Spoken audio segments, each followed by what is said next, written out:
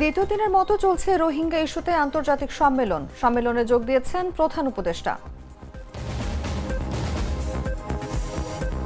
ত্রয়োদশ সংসদ নির্বাচনের সীমানা নিয়ে দাবি আপত্তির দ্বিতীয় দিনের শুনানি শুরু। তালিকায় আছে সাতক্ষীরা ও যশোর। শেখ হাসিনা সহ ৩ জনের বিরুদ্ধে অষ্টম দিনের মতো সাক্ষ্য গ্রহণ আজ। গুলিস্তানে আওয়ামী লীগের ঝটিকা মিছিলে আটক ৩। রোহিঙ্গার জনগোষ্ঠীকে আশ্রয় দেয়ায় বাংলাদেশের প্রশংসায় ভাসল যুক্তরাষ্ট্র। ইয়েমেনে ইসরায়েলি হামলায় নিহত ৬। এবং আবারও ইনজুরিতে তারকা খেলোয়াড় নেইমার। ব্রাজিল দল ঘোষণার আগে বড় ধাক্কা আনচেলত্তির।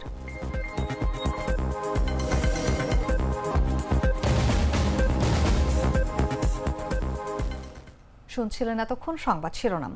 দর্শক আমন্ত্রণ দুপুর ১টার সংবাদে। সঙ্গে আছি আমি অনুভা বিশ্বাস। লাল সরিষার দানা থেকে তৈরি হয় প্রাণ সরিষার তেল, আসল ঝাঁঝে আসল স্বাদে। চলে যাচ্ছি বিস্তারিত খবরে। রোহিঙ্গা ইস্যুতে আন্তর্জাতিক সংলাপের মূল অধিবেশনে যোগ দিয়েছেন প্রধান উপদেষ্টা ডক্টর মোহাম্মদ ইউনূস। এর আগে সোমবার সকাল ১০টার দিকে কক্সবাজার বিমানবন্দরে পৌঁছান তিনি। এ সময় রোহিঙ্গা সংকটে টেকসই সমাধানে আন্তর্জাতিক সম্প্রদায়ের প্রতি আহ্বান জানান প্রধান উপদেষ্টা। বলেন, বাংলাদেশে আশ্রিত ১৩ লাখ রোহিঙ্গা শরণার্থীর জন্য অতিরিক্ত সম্পদ সংস্থান করা সম্ভব নয়। এছাড়াও মিয়ানমারের সেনাবাহিনীর নির্যাতন থেকে বাংলাদেশ অভিমুখে রোহিঙ্গাদের অনিশ্চিত যাত্রার ৮ বছর পূর্ণ উপলক্ষে আয়োজিত এ সংলাপে সংকট সমাধানে ৭ দফা কর্মপরিকল্পনা প্রস্তাব করেন। এর আগে উখিয়ার ইনানীতে হোটেল বে ওয়াচে রোববার take away to the high level conference on the Rohingya situation শীর্ষক ৩ দিনের এই সম্মেলন শুরু হয়। পররাষ্ট্র মন্ত্রণালয় ও রোহিঙ্গা ইস্যু বিষয়ক হাই রিপ্রেজেন্টেটিভের দফতর যৌথভাবে এই সম্মেলন আয়োজন করে। সম্মেলনের প্রথম দিন বিকেলে বিদেশি অংশীজনদের সঙ্গে সরাসরি মতবিনিময় করেছেন রোহিঙ্গা প্রতিনিধিরা। এতে যোগ দিয়েছেন ৪০টি দেশের প্রতিনিধি, ছিলেন জাতিসংঘ সহ রোহিঙ্গা নিয়ে কাজ করা সব অংশীজন।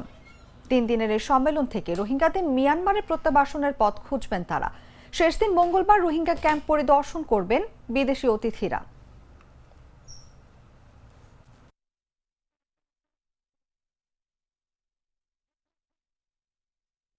Envisaged, as I mentioned before. I take this back to their homes. ত্রয়োদশ জাতীয় সংসদ নির্বাচন উপলক্ষে নির্বাচনী এলাকার পুনর্নির্ধারণ সীমানার বিষয়ে দাবি ও আপত্তি নিষ্পত্তি সংক্রান্ত শুনানির দ্বিতীয় দিনের কার্যক্রম শুরু করেছে নির্বাচন কমিশন। সোমবার সকালে নির্বাচন কমিশন ভবনে শুনানি কার্যক্রম শুরু করে নির্বাচন কমিশন। দ্বিতীয় দিনের শুনানি শুরু হয় সাতক্ষীরা ও যশোরের কিছু আসন নিয়ে। দিনব্যাপী পর্যায়ক্রমে শুনানি হবে। বাগেরহাট, ঝালকাঠি, বরগুনা, পিরোজপুর, চট্টগ্রাম, রাঙামাটি, বান্দরবনের কিছু আসন নিয়ে। প্রধান নির্বাচন কমিশনার এএমএম নাসির উদ্দিনের নেতৃত্ব শুনানিতে অংশ নেন অন্যান্য নির্বাচন কমিশনার, ইসি সচিব ও নির্বাচন কমিশনের ঊর্ধ্বতন কর্মকর্তারা। শুনানিতে পক্ষে বিপক্ষে মতামত দেন এলাকা থেকে আগত আইনজীবী, রাজনৈতিক নেতৃবৃন্দরা সহ সাধারণ জনগণ। এদিকে বাগেরহাটের সীমানা নির্ধারণ নিয়ে আপত্তি জানিয়ে নির্বাচন কমিশন ভবনের বাইরে বিক্ষোভ জানায় স্থানীয়রা।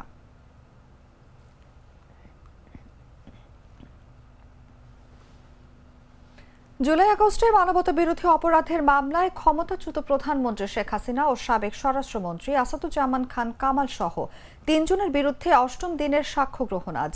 মামলার সাক্ষী হিসেবে চক্ষু বিজ্ঞান ইনস্টিটিউটের ডক্টরের সাক্ষ্য গ্রহণ হওয়ার কথা রয়েছে। সোমবার ট্রাইব্যুনাল ১-এর চেয়ারম্যান বিচারপতি গোলাম মর্তুজা মজুমদারের নেতৃত্বাধীন ৩ সদস্যের আন্তর্জাতিক অপরাধ ট্রাইব্যুনালের বিচারিক প্যানেলে আজ এই মামলায় পরবর্তী সাক্ষ্য গ্রহণের দিন ধার্য রয়েছে। সকালে ট্রাইব্যুনালে হাজির করা হয় আসামি থেকে রাজসাক্ষী হওয়া সাবেক আইজিপি চৌধুরী আব্দুল্লাহ আল মামুনকে। ২০২৪ সালের জুলাই আগস্টে বৈষম্য বিরোধী আন্দোলনে ছাত্র জনতাকে দমনের ঘটনায় মানবতা বিরোধী অপরাধের অভিযোগে ক্ষমতাচ্যুত সাবেক প্রধানমন্ত্রী শেখ হাসিনা সহ ৩ জনের বিরুদ্ধে দায়ের করা মামলায় রোববার পর্যন্ত ১৯ জন সাক্ষীর সাক্ষ্য গ্রহণ ও জেরার কার্যক্রম সম্পন্ন হয়েছে।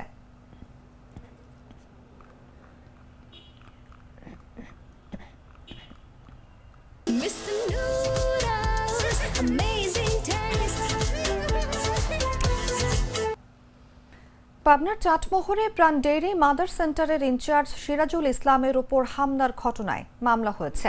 রোববার রাতে প্রাণ ডেইরির মাদার প্রতিষ্ঠান প্রাণ আরএফএল এর central protection officer Shariful Islam বাদী হয়ে চাটমোহর থানায় মামলাটি করেন। মামলায় দুজন ভেজাল দুধ সরবরাহকারীর নাম উল্লেখ সহ অজ্ঞাত পরিচয় কয়েকজনকে আসামি করা হয়েছে। অভিযুক্তরা হলেন পাবনার ভাঙ্গুড়া উপজেলার ভবানীপুর এলাকার আবুল কালাম আজাদ ও একই উপজেলার ভাঙ্গুড়া বাজারের আবুল কালাম আজাদ। তারা দুজনই চাটমোহর গুনাইগাছার প্রাণ ডেইরি মাদার সেন্টারে দুধ সরবরাহ করতেন।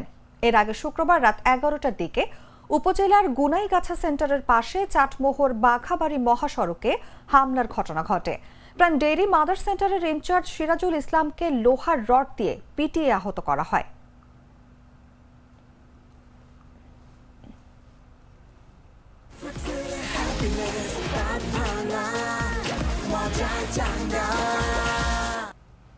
জানাবো আন্তর্জাতিক সংবাদ।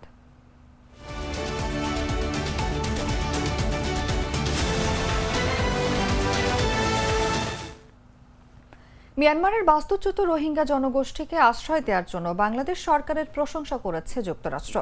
একই সঙ্গে রোহিঙ্গাদের আশ্রয় দেওয়া এই অঞ্চলের অন্যান্য দেশেরও প্রশংসা করেছে দেশটি। যুক্তরাষ্ট্রের স্থানীয় সময় রোববার দেশটির পররাষ্ট্র দফতর থেকে দেয়া এক প্রেস বিবৃতিতে এই কথা বলেন দফতরের প্রিন্সিপাল ডেপুটি স্পোকসপারসন টমাস টমি পেগট। বিবৃতিতে তিনি বলেন, যুক্তরাষ্ট্র মিয়ানমারের জনগণের প্রতি সংহতি জানিয়েছে, যার মধ্যে সহিংসতা ও বাস্তুচ্যুতির শিকার রোহিঙ্গা এবং অন্যান্য জাতিগোষ্ঠী রয়েছে। পাশাপাশি বাস্তুচ্যুত রোহিঙ্গাদের আশ্রয় দিয়ে যাওয়ার জন্য বাংলাদেশ সরকারকে ধন্যবাদ জানিয়েছে এবং এই অঞ্চলের অন্য দেশগুলোকেও প্রশংসা করেছে, যারা মিয়ানমার থেকে পালিয়ে আসা শরণার্থীদের আশ্রয় দিয়েছেন।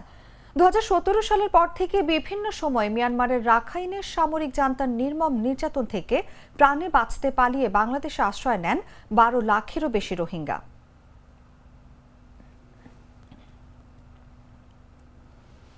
গাজায় ইসরায়েলি বাহিনীর আগ্রাসন চলছেই। চলমান এই উত্তেজনার মধ্যে এবার ইয়েমেনের রাজধানী সানায় বোমা হামলা চালিয়েছে ইসরায়েল।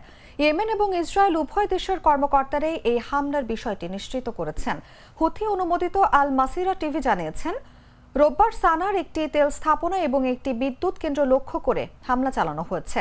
ইসরায়েল জানিয়েছে যে তারা ইয়েমেনের রাজধানীতে একটি প্রেসিডেন্ট ভবন লক্ষ্য করেও হামলা চালিয়েছে। এক প্রতিবেদনে বলা হয়েছে, হামলায় কমপক্ষে 6 জন নিহত এবং আরও 86 জন আহত হয়েছে। গাজায় ইসরায়েলি বাহিনীর নৃশংসতা ও অবরোধ বন্ধে চাপ দেওয়ার লক্ষ্যে হুথিরা ইসরায়েলের বিরুদ্ধে ক্ষেপণাস্ত্র হামলা চালানোর দাবি করার 2 দিন পর সানায় হামলা চালালো ইসরায়েল।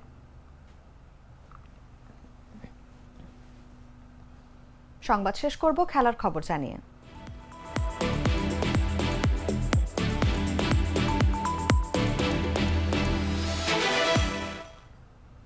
প্রায় 2 বছর ব্রাজিল জাতীয় দলের বাইরে নেইমার চোট কাটিয়ে সান্তোসের হয়ে খেলেছেন বেশ কয়েকটি ম্যাচ।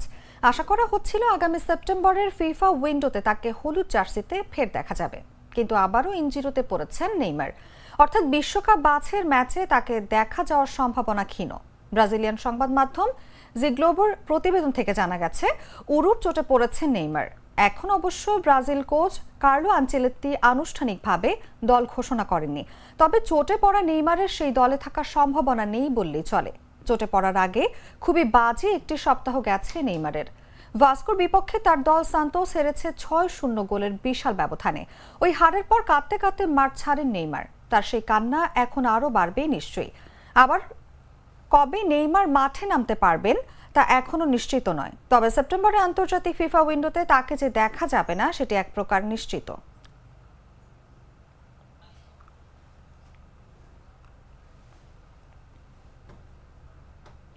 সংবাদ শেষ করার আগে শিরোনামগুলো জানিয়ে দিচ্ছি আরেকবার।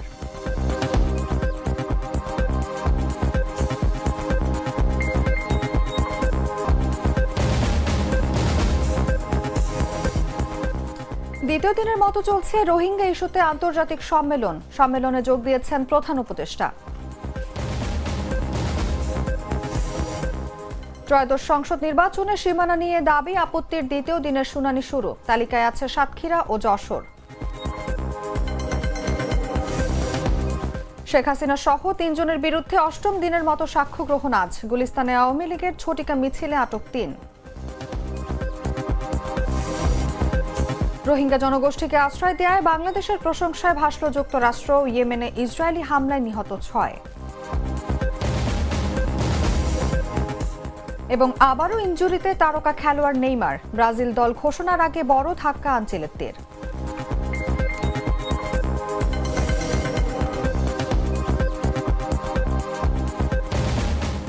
দর্শক, এই ছিল এখনকার মতো। এরপর দেখবেন দুপুর ৩টার সংবাদ। প্রতি মুহূর্তে সর্বশেষ খবর জানতে ভিজিট করুন jagonews24.com। ফলো করুন আমাদের ভেরিফাইড ফেসবুক পেজ এবং সাবস্ক্রাইব করুন জাগো নিউজের ইউটিউব চ্যানেল। ধন্যবাদ এতক্ষণ সাথে থাকার জন্য।